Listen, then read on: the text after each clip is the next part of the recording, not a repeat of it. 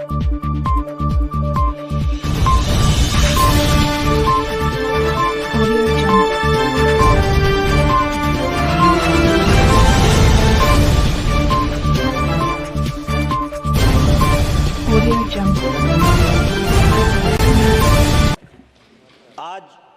Budget भाषण पर आपने मुझे बोलने का मौका दिया। मैं संपूर्ण होशंगाबाद, नरसिंहपुर, रायसेन की जनता जनार्दन की ओर से, नर्मदा माटी की ओर से आपका आभारी हूं। और आज इस बजट में जो श्रीमती निर्मला सीतारमण जी ने मोदी जी के नेतृत्व में जो बजट दिया है वो विकासमुखी, सर्वव्यापी और सर्वव्यापक है। हर वर्ग के कल्याण के लिए, चाहे महिला हो, युवा हो, किसान हो या गरीब हो। और जो थीम बनाई है उसमें चूंकि विपक्ष की बातें भी, और विपक्ष ने जो आरोप लगाए, खरो कमावे खोटो खावे, ये हमारे यहाँ कहावत चलती है और उस कहावत को किसान ने साकार किया है। लेकिन एक कहावत जो हमारे विपक्ष पर आज हमारे देश की कहावत है कि करे न खेती परे न फंद, इस कारण ये मूसरचंद, और इन्होंने कभी खेती नहीं करी है और इसके लिए इनको किसान का दर्द नहीं पता था। एक वो हालत थी जब कांग्रेस के पहले प्रधानमंत्री ने ये कहा कि इस देश का विकास उद्योगों के माध्यम से संभव। हम उद्योगों के विरोधी नहीं, लेकिन किसानों की लाश पर रोटी सेकने का काम किसी ने किया था तो कांग्रेस की सत्ता ने किया था, और किसान की खेती घाटे में डालने का काम उसने किया था।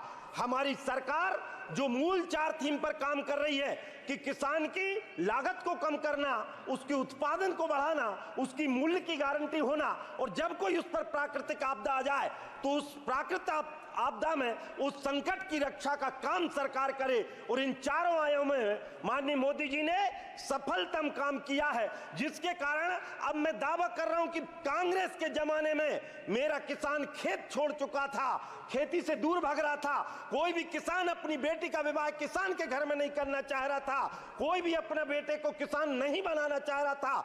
अब लेकिन जब से मोदी जी ने किसान व्यापी और राष्ट्रव्यापी जिस प्रकार का जो बजट लाए हैं, उसके बाद IIT करे हुए बच्चे भी आज खेती की ओर लौट रहे हैं। मैं धन्यवाद देना चाहता हूं।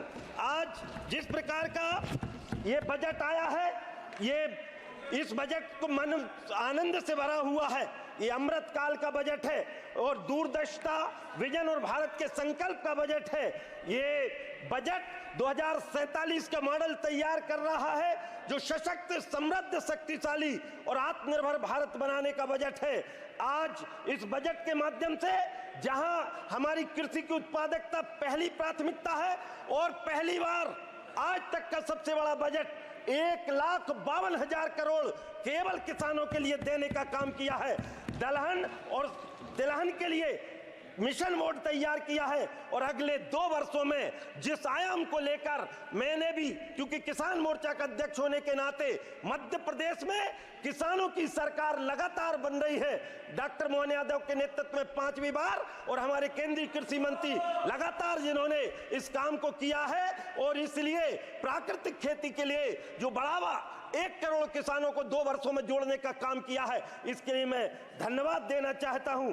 खेती में उच्च पैदावार और जलवायु अनुकूल वाली 32 फसलों को 109 किस्में जिसकी नई तैयार करने का लक्ष्य जो सरकार ने लिया है, मैं इसका धन्यवाद देता हूं। फसलों के उत्पादन, भंडारण और विपणन को और मजबूत बनाया जाएगा। सब्जी उत्पादन और आपूर्ति की श्रृंखला के लिए नए क्लस्टर बनाए जा रहे हैं। राज्यों के साथ मिलकर कृषि के लिए डिजिटल, और जो विपक्ष आरोप लगाता है ये किसी राज्यों तक सीमित नहीं, ये पूरे भारत का बजट है। और 2024 तक 400 जिलों में खरीफ का डिजिटल सर्वे किया जाकर और उसको और उन्नत करने का काम किया जाएगा।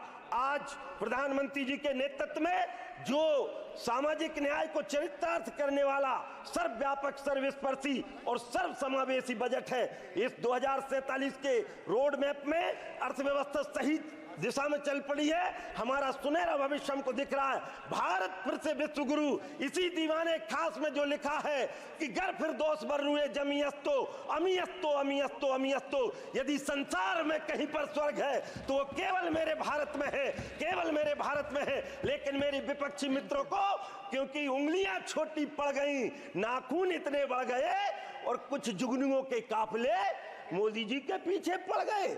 हमको समझना पड़ेगा, क्योंकि इन्होंने जो जो करने का काम किया है। अब माननीय विपक्ष के नेता कहते हमको डर लगता, तुमको लगना भी चाहिए, क्योंकि डर उनको लगता है जिनके कर्मों में दाग है। हम तो किसान के बेटे हैं, हमारे सीने में आग है। और इसलिए मैं कहना चाहता हूं कि मेरे क्षेत्र में, चूंकि नमदा माटी का क्षेत्र है, गन्ना क्षेत्र के लिए मैं चाहता हूं कि हमारे नरसिंहपुर को गन्ना जोन घोषित करते हुए सहकारिता मिलकर वहां पर गठन किया जाए, नर्मदांचल लोक बनाया जाए। हमारे मध्य प्रदेश में लोगों की बाढ़ आ गई है, ओंकारेश्वर से लेकर महाकोल लोक तक नमदा लोक बनाया जाए, जीआई टैग धान को दिया जाए। और गेहूं का हमारा क्षेत्र है, इसलिए हम चाहते गेहूं और मूंग की प्रोसेसिंग के यूनिट वहां पर लगने चाहिए, हर खेत को पानी मिले।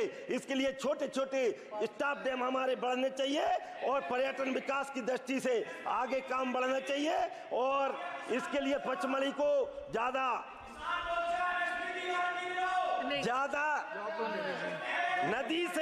नदी को जोड़ने का जो बहुआयामी और दूरगामी निर्णय अटल बिहारी वाजपेयी जी ने लिया था, मैं चाहता हूं कि हमारे यहाँ भी इस योजना को लागू करके और हर खेत को पानी देने का काम करें। और इसी के साथ मैं ये जो बजट है, ये हमारा बजट आज इनोवेशन और प्रौद्योगिकी के माध्यम से कल्याणकारी बजट है, अभूतपूर्व स्पीड और स्केल का बजट है, समृद्धि और विरासत को समन्वय बनाने वाली सरकार का बजट है, वैश्विक पटल पर विश्व बंधुत्व बनाने का काम करने वाली सरकार है।